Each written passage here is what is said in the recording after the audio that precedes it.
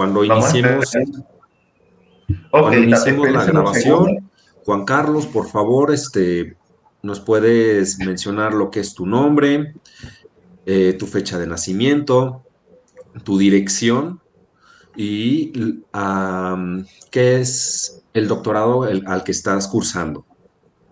Muy bien, ¿Correcto? sí. Perfecto, Juan Carlos. Bueno, Bueno, pues pues cuando digan ya, Sí, estamos listos. una perfecto. pregunta. Tengo una presentación preparada de PowerPoint. ¿La puedo compartir o todavía no es parte de eso? Claro que sí. Sí, sí. Ya le van a dar permiso. Este está como presentado. Permítame que ya está listo. Ya la puede compartir. ¿Sí la pueden ver? Sí, Ya, sí. Ah, muy bien. Bueno, pues, estimados doctores, mi nombre es Juan Carlos Solís Macías, soy estudiante de la IU y esta disertación de tesis es para alcanzar el grado académico de doctor en teología. Entonces, bueno, este es el nombre de mi tesis, La existencia de Dios y la veracidad del catolicismo, respaldada con pruebas irrefutables para el mundo neopagano y moderno. ¿Cuál es la introducción, pues, de este trabajo? Sabemos que el mundo occidental en el que vivimos, pues, todos nosotros, está teniendo una pérdida gradual pues, de moral objetiva, una cierta decadencia cultural, el crecimiento de la infelicidad está por todos lados, la decadencia también de las escuelas. Y en parte el problema que yo identifico en mi tesis es porque estamos abandonando nuestros principios fundamentales pues de que nuestra cultura surgió de la escuela grecorromana y también el cristianismo. Bueno, aquí me comentan que mi fecha de nacimiento es el 6 de marzo de 1988, tengo 33 años y vivo en Guadalajara, Jalisco, en México. Entonces, la necesidad, pues, por la cual yo decidí hacer este doctorado es para responder algunas de las preguntas que más han perturbado, por así decirlo, a los seres humanos, como preguntas que tienen milenios haciéndose nosotros los seres humanos. ¿Quién soy? ¿De dónde vengo? ¿A dónde voy? ¿Cuál es mi razón de ser? ¿O todo es al azar? Entonces, pienso que parte de estas preguntas se responden con la cuestión de si Dios existe o no, porque Él todo lo cambia. Si su existencia es veraz, entonces la moral, por ejemplo, ya no puede ser objetiva. En cambio, si Él no es, podemos caer en el relativismo y otras cuestiones. Por eso pienso que es una pregunta fundamental. Ahora, la apologética y la teología han tenido un realce importantísimo y eso fue lo que llamó mi atención. Ahí en mi presentación puse algunos de los apologistas y teólogos más resonados, sobre todo en el mundo anglosajón, y cómo está habiendo una revolución, esto lo dice el mismo Dr. Craig, una revolución de la teología y de la apologética en los últimos 30 años, gracias a los descubrimientos que se van haciendo de la ciencia. A lo mejor les llamará la atención a los que lean mi trabajo del pensar que estoy utilizando los argumentos en favor de la existencia de Dios, unos que siempre se han utilizado. Y es así. Entonces, ¿cuál es la aportación? Bueno, la aportación aquí es que gracias a la ciencia, las premisas y los silogismos con que se defendían estos argumentos se vuelven muchísimo más sólidos. Ahorita obviamente no voy a explicarlo todo, pero quiero poner un ejemplo del punto B, el argumento cosmológico, que siempre se creía, o los que no creen en Dios argumentaban que el universo siempre había existido. Pero gracias a los estudios de Einstein y después otros científicos más avanzados del siglo XX, la evidencia científica apunta a que el universo tuvo un inicio, ¿verdad? Es lo que se le llama un poco como el Big Bang, ¿no?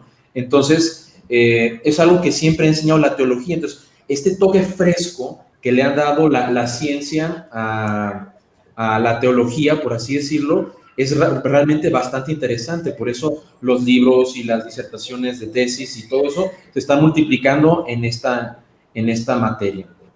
Al igual que los descubrimientos en las células, y todo ese tipo de cuestiones.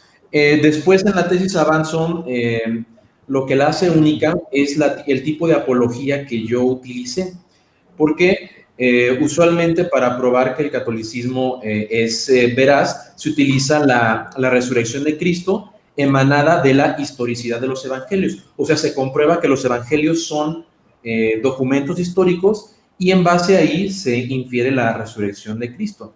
Sin embargo, aquí está una ecuación que yo hice y es los estudios realizados a la Sábana Santa, que es la pieza histórica más estudiada de todos los tiempos, tiene 70 años de estudio científico, también apunta a una posible resurrección.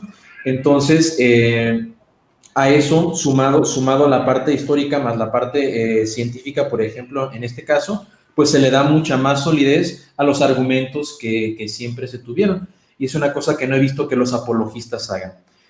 Al hacer eso, obviamente, descartamos todas las demás religiones que no sean cristianas. Sin embargo, pues sabemos que hay muchísimas iglesias que adoran a Cristo, que aman a Cristo, que lo tienen por un ser divino.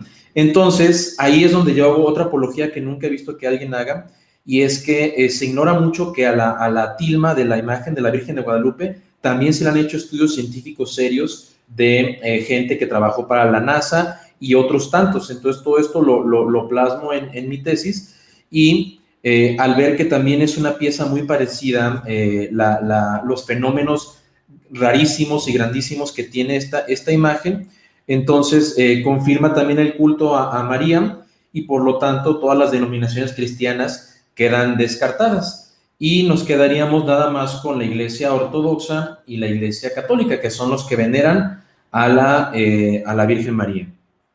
Entonces, todavía doy un paso más para eso, y es raro cuando la gente dice que no hay pruebas para la existencia de Dios o para la veracidad del catolicismo. Es algo muy raro porque quizá la gente no lo estudia bien o no lo comprende bien, y eso es también una parte fundamental de mi tesis. Aquí pongo unos milagros en favor del catolicismo, y son, por ejemplo, los santos incorruptos, personas que están declaradas como santas en la Iglesia Católica y cuyo cuerpo no se echa a perder una vez de muertos. Es un fenómeno exclusivamente católico, no se ha dado nunca en ninguna otra religión, y bueno, apunta pues al catolicismo. Y la Iglesia Ortodoxa, desde que se separó del catolicismo, dejó de tener estos fenómenos, lo cual es muy interesante porque esta apología tiene consecuencias teológicas, que también lo trato yo en mi tesis. Es como un resumen a muy grandes rasgos de lo que yo plasmé en mi estudio académico. ¿Cuál creo que es mi contribución al mundo con esta tesis? Bueno, pues mostrar que el catolicismo realmente tiene pruebas sólidas no solo para demostrar que Dios existe, sino también para probar su veracidad. Porque siempre la gente cuestiona y dice, bueno, la fe que tengas, muéstrame pruebas, ¿no? O piensan que todo es fe ciega, y no es así. Y eso es lo que yo intento probar en mi tesis. Y la contribución al mundo, ¿esto en qué ayuda? Bueno, pues se brinda esperanza, fe, seguridad, raciocinio, cultura, todo lo que he aprendido al estudiar, porque tuve que estudiar muchísimas más materias, porque tiene una grandísima transversalidad. Tuve que estudiar incluso hasta un poco de medicina forense, los criterios de historicidad, cosas que yo ignoraba. Entonces, esa transversalidad realmente ha sido muy enriquecedora. Y finalmente, pues la caridad fraterna. Vemos que las sociedades, sobre todo el mundo occidental, entre más abandonan el cristianismo en general, pues la infelicidad va creciendo. ¿Cómo realicé mi investigación? Bueno, pues citando a las máximas autoridades y expertos, tanto los que están a favor como los que están en contra. Y todo eso lo plasmé en mi trabajo académico, dando los puntos de vista de los teólogos y científicos en favor y en contra más reconocidos, y también yendo a los de la antigüedad, a las máximas autoridades como San Agustín, Santo Tomás, pero todo eso lo saqué de los libros que poseo. Mi papá tiene una biblioteca impresionante y gracias a él pude agarrar todo esto en la web, en periódicos, en revistas, incluso muchas entrevistas de los teólogos contemporáneos están en YouTube y ahí saqué muchas, pues también datos interesantes. Y también, pues de parte de mi docencia, yo soy maestro, y tengo aproximadamente 15 años impartiendo esta materia.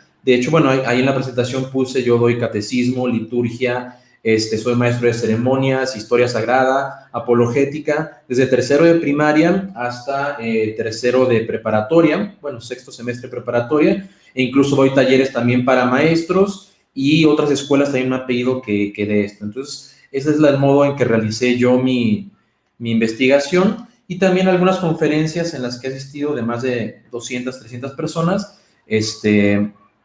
Pues todo eso fue mi investigación. ¿Cómo pienso llevar mi proyecto a la vida real? Bueno, en parte ya lo estoy haciendo. Las fotos que ustedes pueden observar ahí son el colegio donde yo laboro. El colegio es una primaria, secundaria y preparatoria, y ellos fueron los que subsidiaron gran parte de mis estudios, ¿verdad? Por eso, pues yo me siento muy endeudado con ellos porque confiaron en mí, les presenté este proyecto y ellos son los que están solventando mis estudios. Entonces, en parte, todavía no plenamente, pero en parte sí estoy llevando esto ya a la vida real. ¿Cómo? Bueno, pues elaborando diseños curriculares en materias. Hay varias materias que yo he implementado, empezando por la apologética, por el mismo curso inferior de religión, curso superior de religión, historia sagrada. Son algunas de las materias que hemos implementado y adecuado a nuestra currícula. Y esto también con transversalidad a las demás materias, porque esto, como yo les decía hace ratito, por ejemplo, los criterios de historicidad, pues enriquece también a las materias de historia, de geografía, a las demás ciencias, ¿verdad? Y también capacitación para los maestros de este mismo colegio y sobre todo en el punto G, a futuro espero que todo esto podamos pasarlo a lo mejor ya a otros colegios, otras preparatorias que estén interesados y con muchísimo gusto haríamos eso.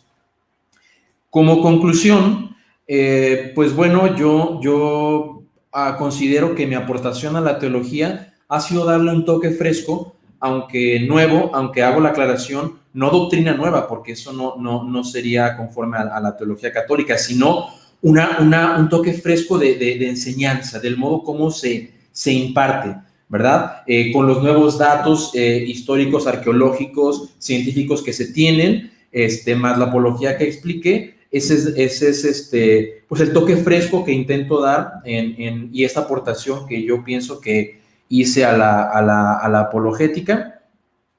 Y bueno, pues el objetivo final es decir que la apologética, la teología no se han agotado, incluso me atrevo a decir que todavía están en pañales y hay muchas cosas que todavía van a ir surgiendo y es una invitación incluso que los papas en sus encíclicas han dado a los católicos, que hay que escudriñar todos los dogmas para ir cada vez más avanzando en la teología. Y bueno, nada más quise terminar con el lema de nuestro colegio, por respeto a él, que dice buscar la verdad y adherirse a ella donde sea que esté. Y eso es lo que intentamos hacer y por eso ellos subsidiaron mis estudios. Gracias por su atención y pues estoy a sus órdenes.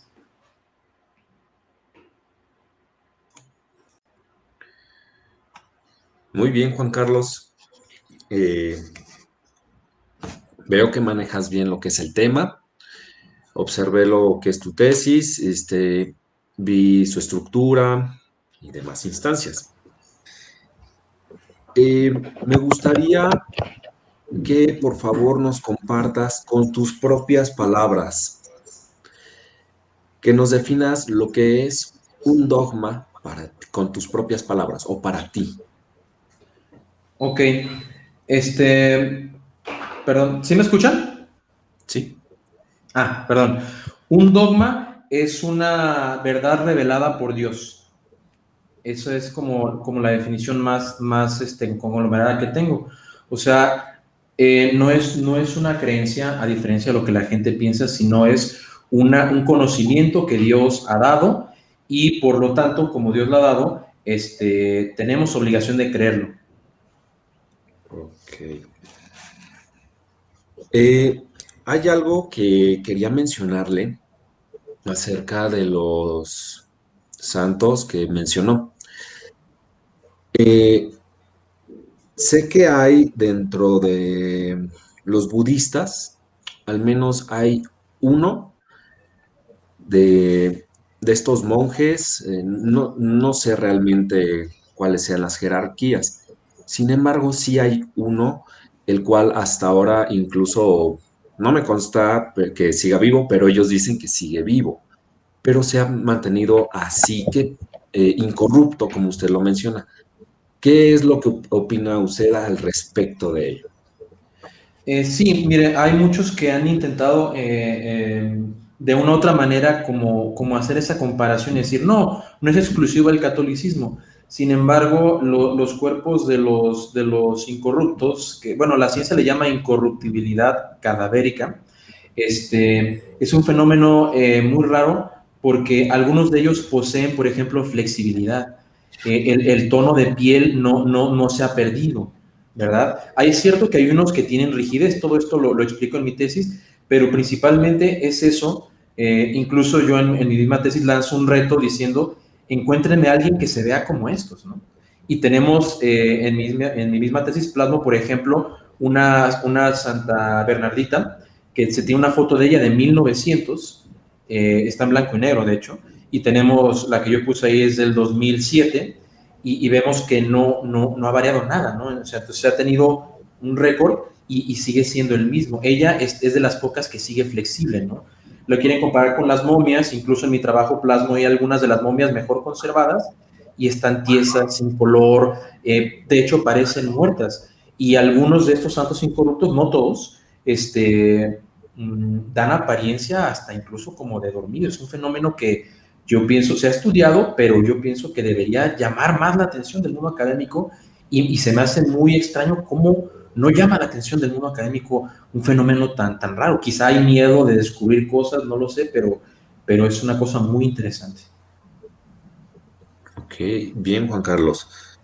Juan Carlos, una otra pregunta es si usted menciona que hay una necesidad, eh, y uno de estas lo dijo desde un principio, la felicidad. Mi pregunta es, ¿la felicidad tiene que ir de la mano de un dogma o podemos ser felices sabiendo que existe un Dios, una deidad, como parte del universo y sintiéndonos parte del mismo?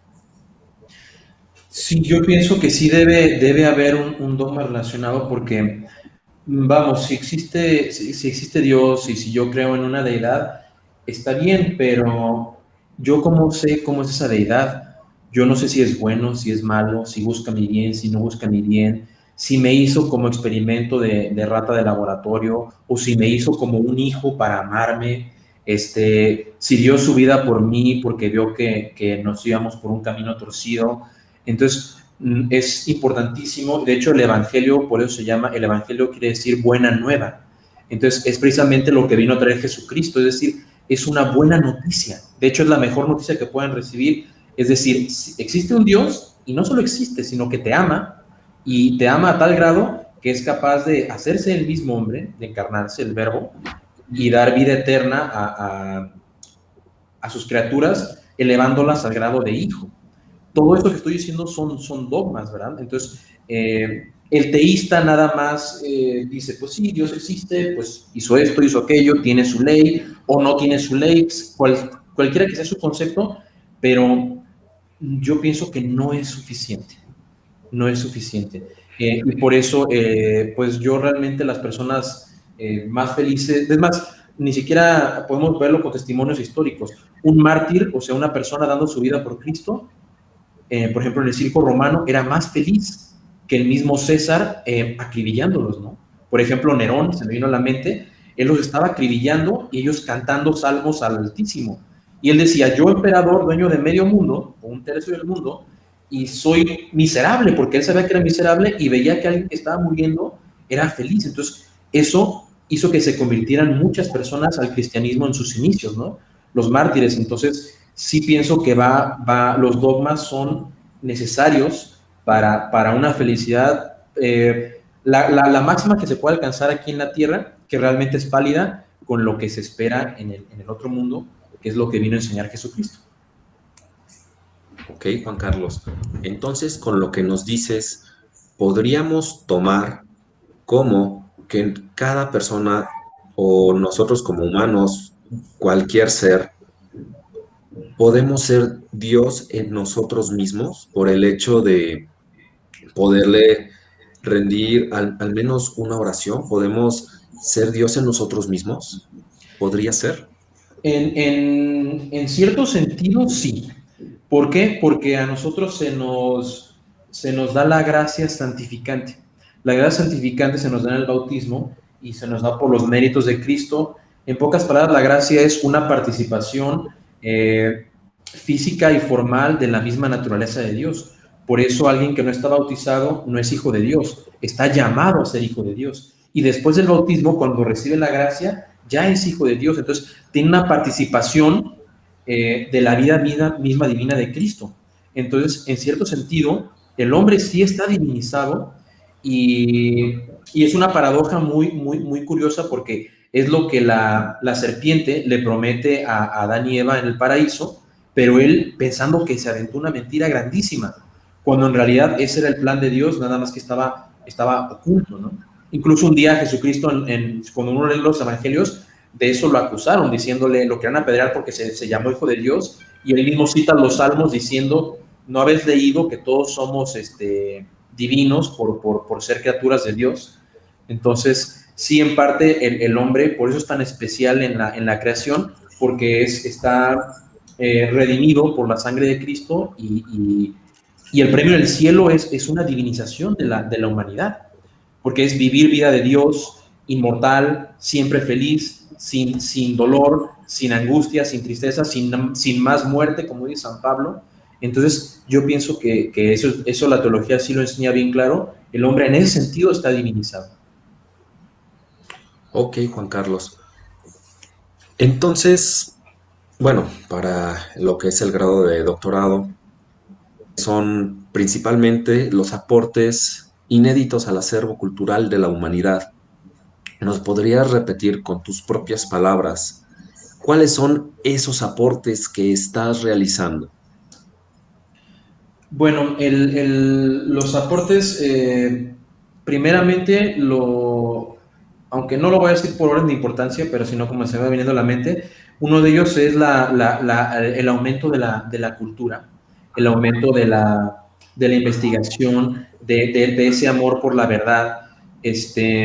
Por ejemplo, para hacer este doctorado, repito, tuve que estudiar muchas más materias que como que sí tenía previsto, pero no pensé que tenía que indagar tanto en ellas, ¿no? Entonces, estudié biología, estudié física, estudié un poco de medicina para ver lo de la sábana santa, los estudios científicos que le hicieron que le han hecho a estos milagros que yo presento ahí, que ponen que los rayos láser, que los rayos gamma, no tenían ni idea de qué es eso, tuve que investigarlo, cruzar fuentes. Entonces, realmente pues mi nivel cultural subió y científico y de investigación, incluso hasta periodístico, se elevó considerablemente. Entonces, digamos, yo aún así lo pensé, dije, supongamos que en mi escuela doy esto y aún hay una gente que no cree en Dios, entonces no le va a servir de nada la materia de ninguna manera, porque él se va a llevar, va a saber distinguir cómo una fuente verdadera es histórica, confiable, si pasa por los criterios o no, y muchas más cosas que le aporta esta materia, independientemente si él cree en los dogmas o no cree, o medio cree o no sabe qué hacer con ello, pero el aporte realmente es muy enriquecedor. Entonces, además de lo mencionado ya también pienso que las personas, entre más se han alejado de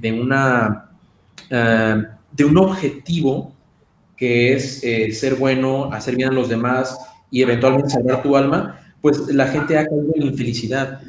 poniendo su corazón en cosas que no lo dan, por ejemplo, en el materialismo, en los placeres del cuerpo, y vemos que eso no ha traído realmente felicidad, sino todo lo contrario.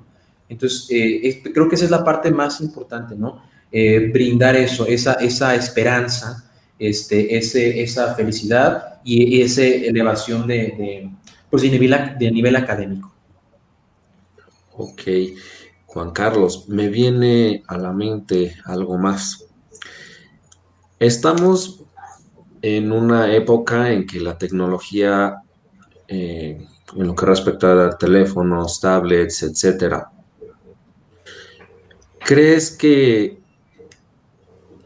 eh, la parte de que las personas no tengan esa vida, por llamarle espiritual, crees que eso sea una forma en la que no puedan llegar a la felicidad o pueden existir otros métodos? Sí, mire, yo pienso y lo veo mucho también en mi práctica docente que la tecnología es muy buena. Digo, toda mi investigación yo la hice con la mayoría con la tecnología, pero hay que enseñar a la gente cómo debe de usarse, ¿no? Si a todos le damos internet, pero lo utilizan para el Facebook, para el TikTok y para esas cosas, mejor sería quitarles el internet, ¿no? Pero si lo utilizan para, por ejemplo, pude descargar toda la teología de Santo Tomás con 2 clics. Puedo buscar toda la teología de los santos padres de los primeros 300 años de la iglesia con 10 clics. Entonces, y de cualquier otra materia, ¿no? Entonces, es un grandísimo aporte si lo sabemos utilizar. Tristemente, yo concuerdo con usted, la espiritualidad ha disminuido porque hay muchas distracciones. Entonces, de hecho, hay un estudio científico que leí donde dice cómo el ser humano realmente debería meditar, hacer oración mental por lo menos 15 minutos al día, y eso evitaría un montón de desequilibrios psicológicos. Y me llamó la atención ahorita que mencionó a los monjes tibetanos y eso, ellos no tienen esos problemas porque meditan. Es parte intrínseca del ser humano el alma, y meditar yo le llamo como una desfragmentación.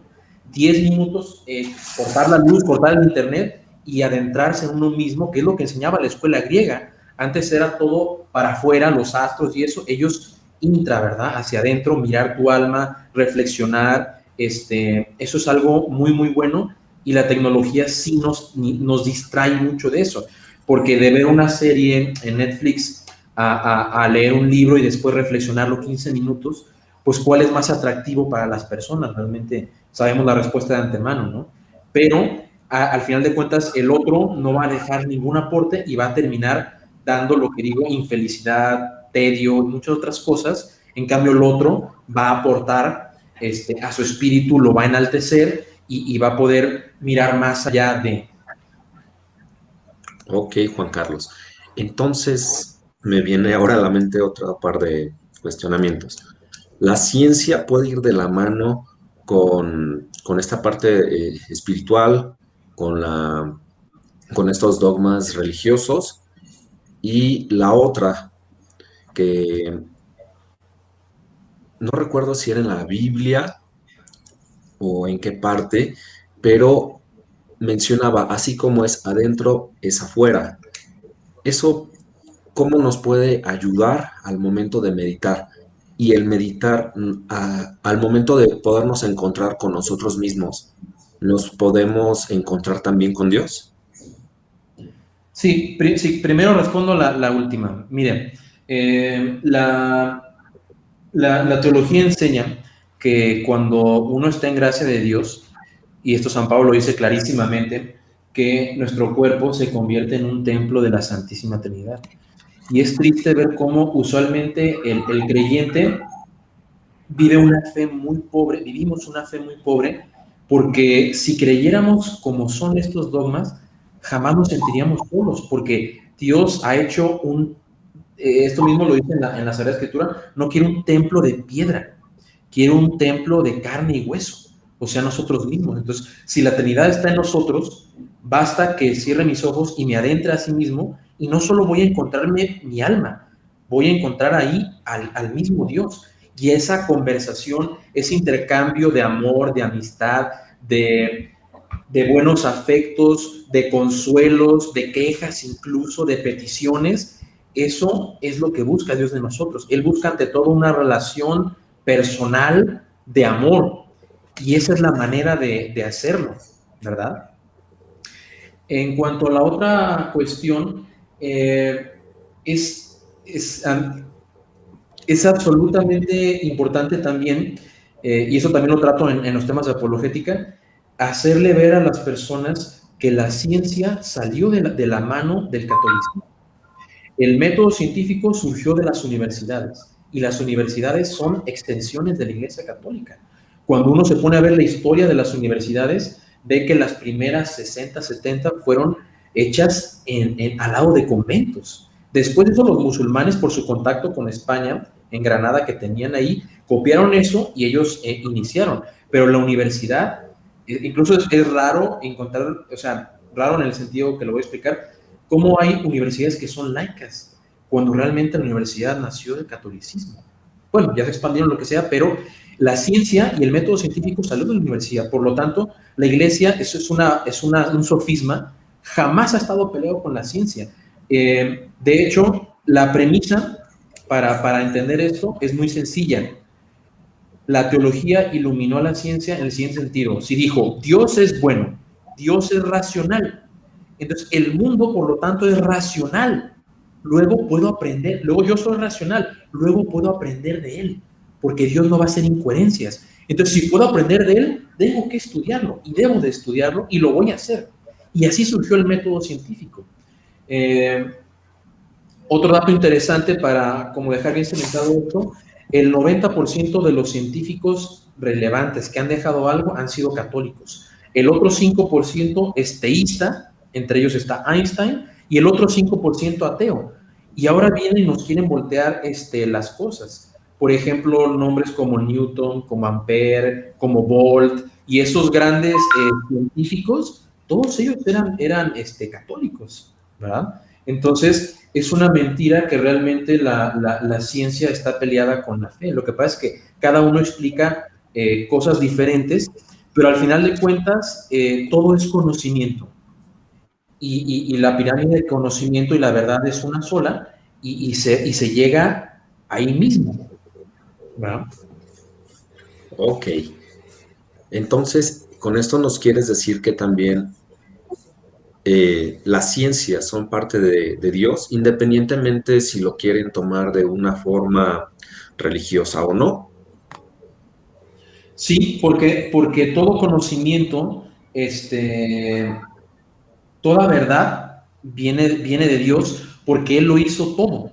Entonces, la ciencia es como nos enseña cómo admirar a Dios. Esto lo decía de un modo muy sencillo el rey David, un pastorcito, que decía, los cielos claman tu gloria y el firmamento nos enseña las obras de tus manos. Entonces, por ejemplo, científicos como Pasteur, él decía, yo entre más estudio la naturaleza, más me doy cuenta que no pudo haber sido hecha al azar, y más admiro al Creador por las maravillas que ha hecho. Por ejemplo, los estudios de las células, todo lo que se ha avanzado, cómo se ha descubierto que una sola célula tiene más perfección que incluso el universo entero. Es una cosa grandísima, ¿no? Y entonces, cuando uno ve eso, sirve incluso hasta para temas de meditación, de lo que hablamos ahorita. O sea, yo soy científico y veo una célula y digo, Señor, o sea, qué buen trabajo hiciste y qué inteligente eres, y eso me hace admirarlo más, amarlo más, poner mayormente mi confianza en él, que es lo que se llama la virtud de la esperanza. Y cómo no amar a alguien que hizo cosas tan bellas, pensar cómo se le ocurrieron los colores, cómo se le ocurrieron los sabores, todo eso, la teología ilumina y enamora a los científicos, ¿verdad? Entonces, porque los científicos que no creen en Dios, pues, sí, claro que sí lo pueden admirar, pero ¿a quién lo atribuyen? ¿Al azar? Ah, qué bonito azar pasó aquí, qué buena casualidad, pues no explica la realidad que vemos, esta cosmovisión. Ok, entonces con eso podemos rectificar que en esa parte de cómo es afuera, es adentro, que una célula puede ser tan magnificente como el mismo universo. Sí, sin duda alguna, sin duda alguna. Ok, bueno, de momento no tengo más dudas. No sé, el doctor Méndez. Gracias, doctor Antonio. Lo que pasa es que estoy acá, Juan Carlos, escuchándote. Pude revisar los hallazgos, los documentos que has mostrado, como lo es el mensaje de Fátima. De verdad me llamó mucho la atención. También has nombrado algunos santos denominados de la Iglesia Católica, pero hay algo que me llamó mucho la atención cuando iniciaste tu discurso, que eres un maestro en teología, que eres un hombre que comparte la teología. Ahora bien, yo quisiera en este momento, y que lo has recalcado durante tu discurso, que has leído infinidades de documentos y vas a seguir leyendo, porque nosotros no descansamos en la lectura. Y las Sagradas Escrituras son un espacio para reflexionar. Y hay que partir diciendo que el Señor nos dé siempre la bendición de ser un instrumento de Él para poder llevar ese conocimiento a nuestros semejantes. Con esto te quiero hacer una pregunta muy concreta.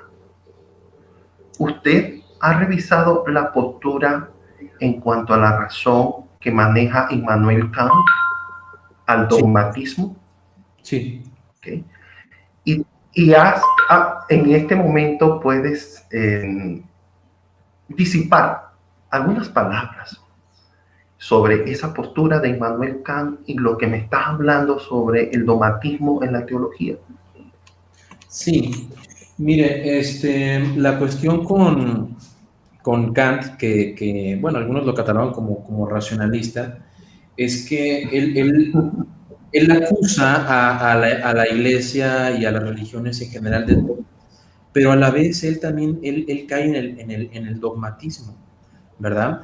Entonces se me hace muy paradójico que él acuse de dogmáticos a alguien cuando él mismo lo está haciendo y no tiene ni siquiera cómo justificar su racionalismo.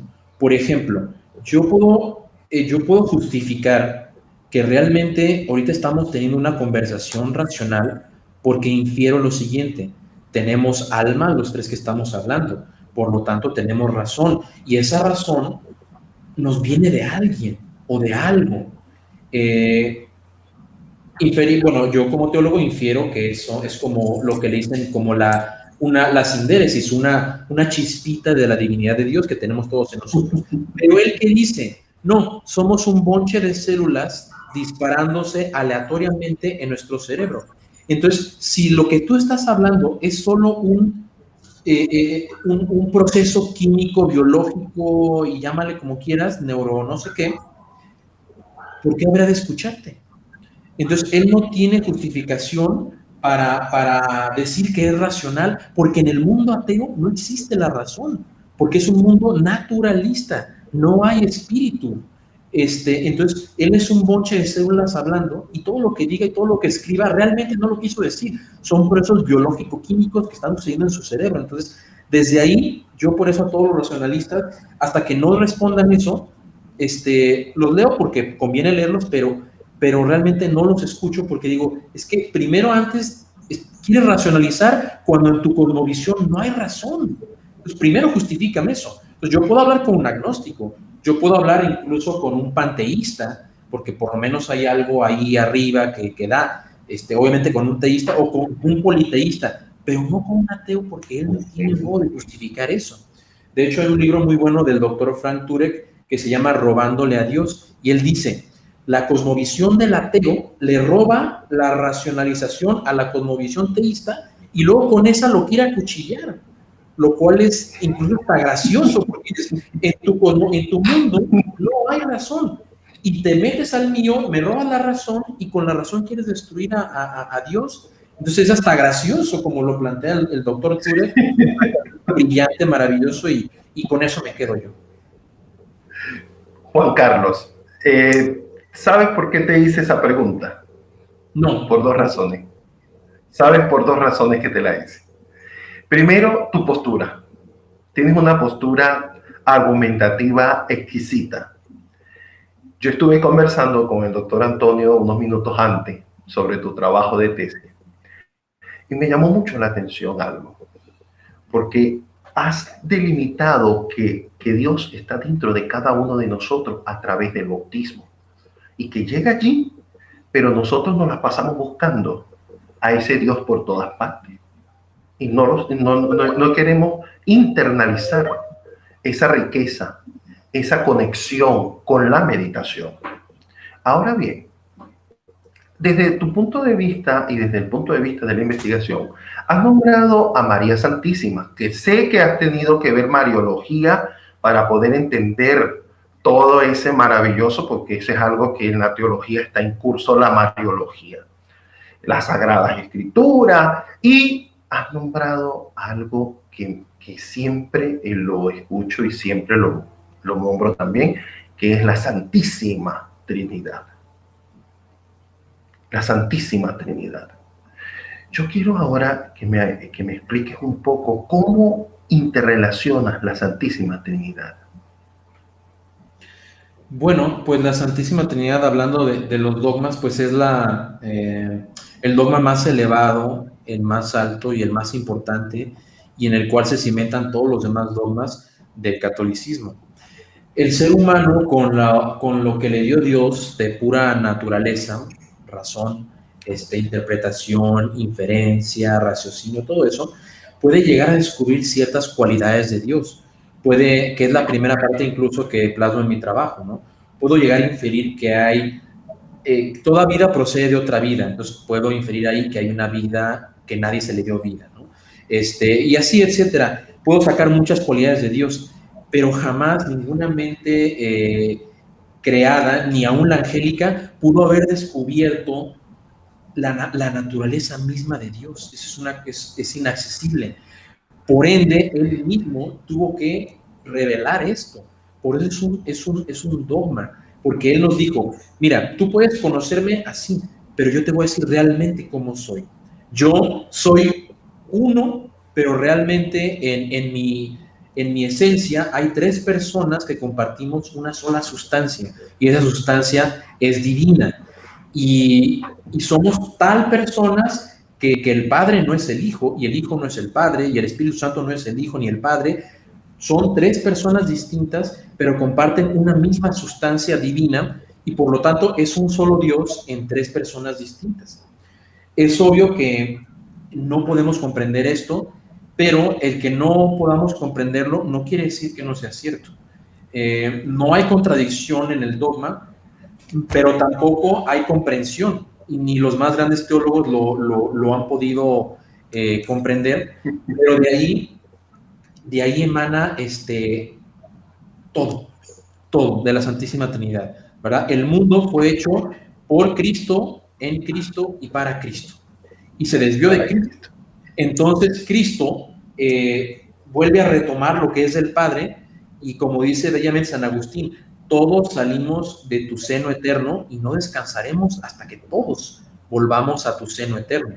Entonces, todo lo que salió de la divinidad, de la eternidad, en Cristo va a volver a ser unificado y divinizado, o sea, perfeccionado, renovado. Como él mismo dijo, yo todo lo hago nuevo. O sea, yo todo lo vuelvo a hacer bien. Que lo expresa también San Juan en el Apocalipsis, ¿verdad? Y tocando un poquito el tema de que mencionó de la Virgen, pues ella es la criatura que tiene la relación más perfecta con la Trinidad. Incluso en el rosario nos lo hace repetir el catolicismo todos los días cuando lo rezamos. Ella es la hija predilecta del Padre Eterno, la madre de Dios Hijo, no de la Trinidad, es una locura, madre de Dios Hijo, de la segunda persona de la Trinidad hecha carne, y esposa de Dios Espíritu Santo, porque él fue el que la hizo fecunda para hacer su obra maestra en su seno purísimo, que es Jesucristo. Entonces, ella tiene una relación perfecta con cada una de las personas de la Trinidad, Y por eso es tan importante y fundamental el catolicismo, porque nadie conoce mejor a Dios que ella. Por eso nadie nos va a acercar mejor a la Trinidad que ella. Ella es la que nos va a enseñar, hijos del Padre, hermanos de Cristo, que lo somos en el bautismo, y eso unidos en el amor infinito y eterno de Dios Espíritu Santo. Claro que sí, y que María Santísima siempre está allí para abogar por nosotros ante Dios Todopoderoso, Padre, Hijo y Espíritu Santo. Pero cuando nombra a la Virgen María en vocación de María en vocación de la Virgen, a vocación de la Virgen de Guadalupe, ¿verdad? Que la nombraste en tu discurso.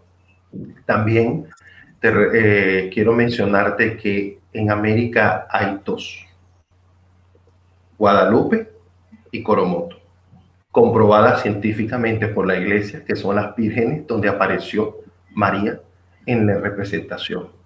Sí, de verdad es un milagro, es un honor, es un milagro conocer estas representaciones de la Virgen, estas manifestaciones de la Virgen María en diferentes espacios. Y recordando un poco tu discurso, cuando hablas de estos santos, de estas personas que se vuelven santos para la Iglesia Católica, para todos, es porque se comprueba su fe, su amor al Señor y su trabajo y su obra. ¿Ok? Pero hay algo que hace poco se nombró santo a José Gregorio Hernández. Y ha hecho tantos milagros, José Gregorio, en la ciencia médica, que ellos llevaron años de estudio a la Iglesia, años de estudio, hasta que lo nombró santo. Pero esto quiere decir que la Iglesia Católica, para nombrar santo, tiene un gran trabajo. Es uno de los trabajos más complicados que llega a tener un cardenal. Incluso le llaman, curiosamente, el abogado del diablo. Y cuando la gente escucha esto, como que le asusta, pero hagan de cuenta que él hace como el diablo. Él va a cuestionar todo y a dudar de todo para tener la mejor evidencia posible. Estos procesos son larguísimos. Por ejemplo, en el caso de San Agustín, tardaron 300 años en canonizarlo. En Santa Juana de Arco tardaron 700 años. Hay unos que por el exceso de milagros, como Santa Teresita, estamos hablando de 1870 y feria por ahí, hizo tantos milagros que dijeron, dijo León XIII, si no la canonizo, la gente la va a canonizar sola, entonces, y eso está prohibido por la ley, entonces mejor me apuro, ¿no? Entonces es un proceso muy largo, donde se descartan muchas cosas, donde se hace jurar por las Sagradas Escrituras a los testigos oculares, y todos esos récords se tienen en el archivo del Vaticano. Entonces, en determinado momento, usted quiere decir, quiero revisar el proceso de San Agustín, puede hacerlo, porque la Iglesia, ante todo, también es jurista y todo lo tiene con notario, con sello, con esto, con aquello, documentos antiquísimos de todos. Es un proceso largo, cansado, y curiosamente, por ejemplo, la incorruptibilidad no está tomada como signo de santidad.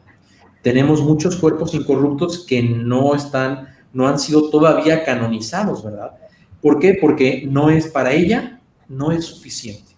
Además de eso, debe tener una vida impecable, no que nunca haya pecado, sino que ya que llegó a su máxima perfección, ahí se haya mantenido, que sus ejemplos vayan siempre acorde con el magisterio de la Iglesia y la tradición de la Iglesia durante todo lo que vino atrás de él, y son muchos criterios que ellos utilizan. La verdad es un proceso muy hermoso, muy trabajoso y muy tedioso, el proceso de canonización, pero eso muestra la buena fe de la Iglesia, que no dice, este es un milagro santo, y eso es lo que nos quieren acusar ahora, y cuando uno investiga, se da cuenta que esas son acusaciones sin fundamento y sin investigación, y que mejor antes de decir una locura de este tamaño, se pongan a investigar qué se requiere para que alguien sea nombrado santo canonizado, ¿no? Entonces, la verdad, eso es admirable también para estudiarse.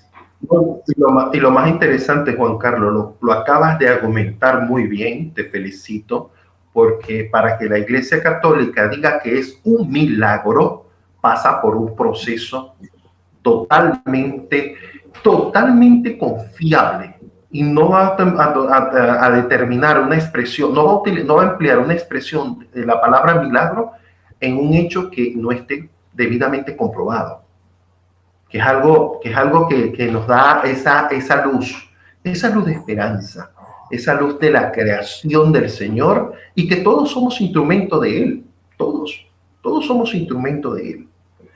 Por eso es que hay una expresión muy bonita que como maestro creo que la debe decir, que se haga siempre su voluntad, más no la mía. Que el Señor haga su voluntad, más no la mía. Y es algo muy bonito. Te felicito de verdad. Pero quiero que nos digas algo. Con estos años en la teología, porque nos ha hecho recalcar que tienes 13 años como maestro en teología, ¿no? ¿Cuál sería en este momento la estrategia como teólogo para vincular a ese joven, a ese señor o a ese ser humano que está falta del Espíritu Santo, del Señor, de la palabra de Dios, de las Sagradas Escrituras? ¿Cómo lograría Juan Carlos, como doctor en teología, vincular con todo lo que tenemos? Tenemos redes sociales, tenemos las misas dominicales, tenemos todo. Porque si usted no quiere ir a la iglesia, la escucha por radio, la ve por televisión, lo ve por grabado, lo que quiera, tenemos de todo. Si usted no puede pararse de una cama, la palabra de Dios le puede llegar hasta por el celular. Pero yo quiero que me digas ahora, ¿qué haría Juan Carlos como doctor en teología para vincular a ese ser humano que está falta o carece de la palabra del Señor? La estrategia que yo he tratado de utilizar, porque es una excelente pregunta. Yo al principio intenté un método que era racionalizar mucho. Entonces, llenar al joven o a la persona que preguntara de razones, mas sin embargo me di cuenta que para la mayoría no es suficiente eso. Pues sí, Dios existe, sí, eso es un milagro, ¿y qué? Entonces, la segunda estrategia que he aplicado y que creo que es la correcta es hacerlos que se enamoren del catolicismo, que se enamoren de Dios, que se enamoren de la Virgen, que se enamoren de los santos, que se enamoren de la doctrina, que se enamoren de la perfección de la iglesia, que se enamoren de lo que ha logrado la iglesia. Y esto puede darse en cualquier ámbito. Por ejemplo, estoy hablando con arquitectos, le digo, mira las catedrales. ¿Hay acaso delicias arquitectónicas más grandes que esas? ¿Por qué crees que alguien hizo eso? Porque amaba tanto a Dios y con el talento que le dio fue su manera de cómo expresó su amor hacia Él. O alguien que está metido en la música, pues métete al canto sagrado, a los cantos gregorianos. La iglesia codificó la música. El canto, todas las notas do, re, mi, fa, sol, la, si, do, vienen de un himno a San Juan Evangelista, que está en latín, que comienza diciendo Dominus, que es las primeras dos letras de todo el himno. Entonces, Dominus y la siguiente es Rex, entonces do, re, mi, fa, sol. Eso fue codificado para poder que surgiera el canto gregoriano en el pentagrama, y después se pasó al tetagrama. Entonces, así, tenemos para darle a quien sea lo que sea. Entonces, no que yo científico, empezamos de San Lucas era médico, era un científico, y lo deja ver en su evangelio. Es el único que toma los detalles médicos, los expresa de una manera deliciosa. Eres psicólogo, entonces ve la plática de Pilatos con Cristo antes de su crucifixión. Es una delicia psicológica de cómo pasa.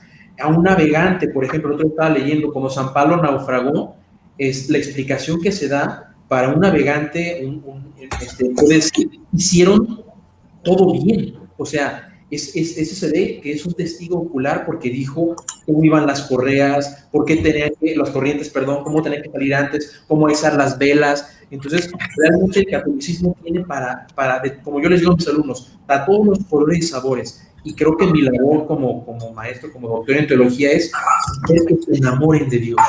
Porque al que yo amo, lo quiere conocer. Y entre más lo conozco, más lo amo. Es un principio filosófico que dice, nadie ama lo que no conoce. Entonces, entre más Entre más lo conozcan, más lo van a amar. Concretamente, me enfoco mucho en la Virgen María, porque si ellos llegan a amarla, estamos del otro lado.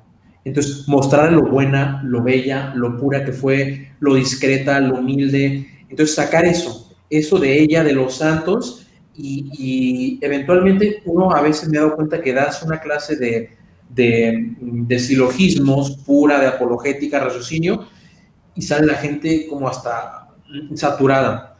Pero das una vida de un santo y sale edificada completamente, ¿no? Por ejemplo, él mencionó Fátima, la muerte del niño Francisco que la vio, y sale la gente con las lágrimas en los ojos, diciendo, es un niño de 9 años y lo que hizo, ¿no? Y lo que sufrió. Entonces, ahí creo que está como la clave en el amor, porque ante todo la religión católica es una religión de amor. Entonces, que amen el amor es una tarea realmente sencilla, porque es del Espíritu Santo. Realmente uno nomás es un instrumento que pide que Él hable por medio de uno, y uno trata de como lo que estoy haciendo ahorita, tener ese tipo de estudios para hacer una herramienta un poco menos torpe para el Espíritu, que Él es el que, como dice en su introito de Pentecostés, el Espíritu que todo lo conoce, que todo lo ve, que todo lo penetra, que todo lo es el que va a hacer su tarea. Juan Carlos, de verdad, primero hay que darle las gracias al Señor por tu presencia, porque gracias a Él llegaste a Ayú, has perfeccionado el conocimiento, te has destacado en otras opciones que has tenido que leer, porque el Señor sabe dónde nos va a poner y por qué nos lleva allí. Y tú has estado aquí, tú has demostrado lo que estás comentando, lo que estás diciendo de la teología. ¿Y sabes qué? Te felicito. Y hay que darle gracias a Dios por esa obra que ha hecho en ti y que te ha hecho cambiar y mejorar. Porque lo que acabas de decir con los chicos, con los jóvenes, con esas personas que carecen de la palabra del Señor, de buscar una estrategia para darles, de despertar en ellos la llama del amor, porque ellos tienen su llama allí, pero la llama del amor a los santos, del amor al ser humano o al ser maravilloso de la divinidad como es la Virgen María, en sus distintas apariciones. Pero la Virgen María es la madre de todos. Y yo veo en ti un gran amor, una gran pasión por la teología y algo que veo en ti que llevas el renacimiento de la teología. No convertir la teología en esos libros llenos de letras y páginas y que la persona cuando agarra el libro ya se durmió. No, sino de llevar esa teología con un mensaje práctico, un mensaje de amor, un mensaje donde la persona sienta la interacción con las Sagradas Escrituras y con su amor por la paz y el crecimiento con Dios. Te felicito, que Dios te bendiga siempre, porque esa obra es muy importante para todos. Y bueno, doctor Antonio, ¿qué podemos nosotros construir con la disertación de Juan Carlos Solís Macías?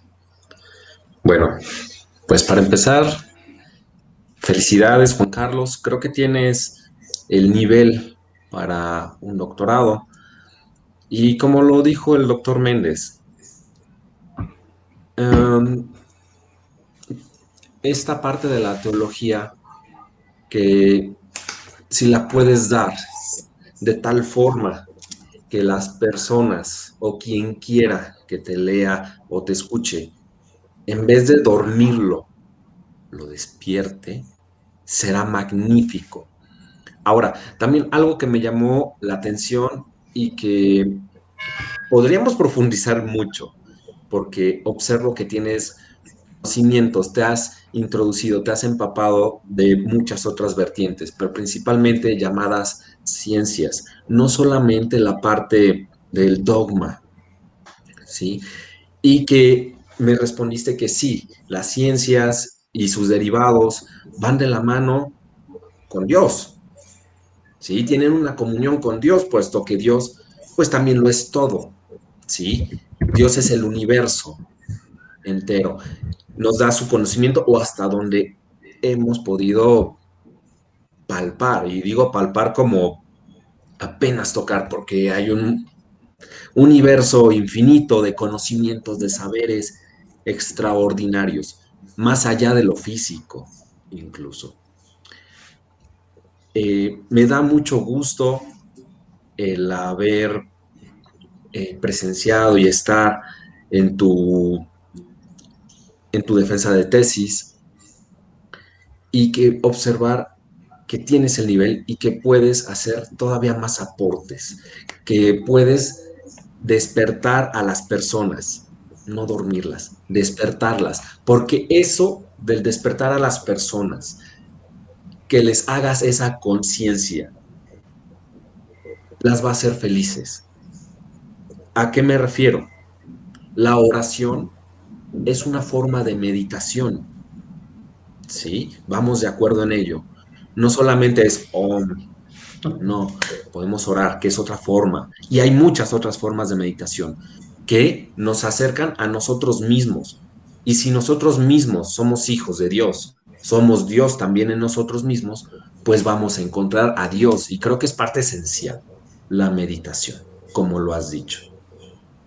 Entonces, pues te doy muchas gracias y te felicito por lo que estás haciendo y por lo que puedes lograr.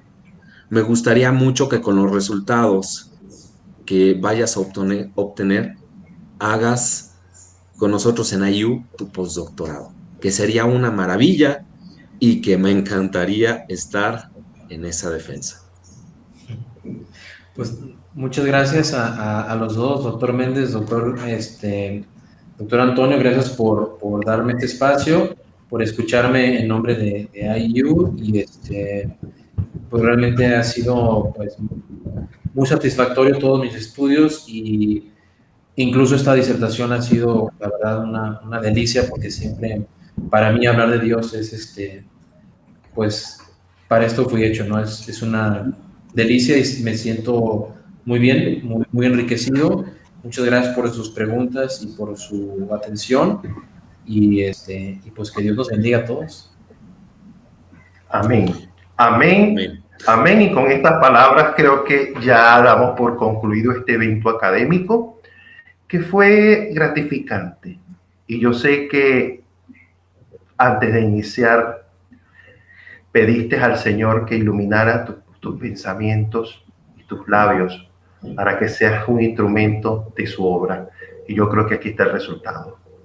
Gracias, Padre, por darnos la bendición a todos y en especial por haber participado en este crecimiento. Y como dice el doctor Antonio, te esperamos en ese postdoctorado porque tú das más de lo que crees y siempre vas a alcanzar esa paz que tienes. Hay que transmitirla para que otros puedan también disfrutar de la paz interior con el Señor. Muchas gracias, Juan Carlos. Si tienes algo más que decir, doctor Antonio, Juan Carlos. Pues bueno, enhorabuena, muchas felicidades. A espera del veredicto del comité. No me quiero adelantar, pero felicidades, doctor Juan Carlos Solís Macías. Muchas gracias a los dos y a todo IU de su parte, si le pueden extender mis agradecimientos y pues no tengo más que agradecer. Eso es todo. Bueno, que tengan entonces un feliz día. Gracias y adelante. Siga haciendo la obra en el Señor. Hasta luego. Hasta luego y excelente día. Gracias. Gracias.